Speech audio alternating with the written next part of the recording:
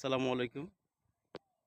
দেখতে পাচ্ছেন আমরা কিন্তু খোকসাবাড়ি কাছারিপাড়া গ্রাম থেকে পার হয়ে আপনার দোলার মাঝখানে রাস্তায় এসেছি।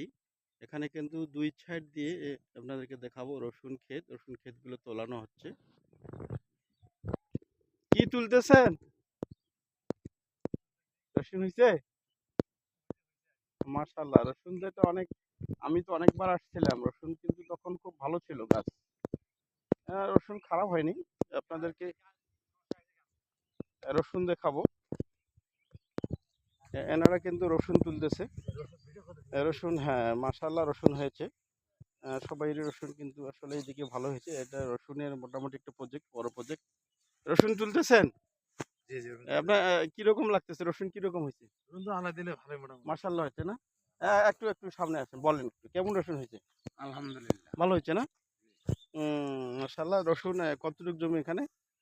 এখানে ৬২ শতক। ৬২ শতক। আচ্ছা, ৬২ শতক সে রসুন কিরকম পরিমাণ হতে পারে? না হলো হুম? এইদিকে দেখেন, একটু কথা ৬২ বলেন। শতক তা ১০০ মণ। ১০০ মণ।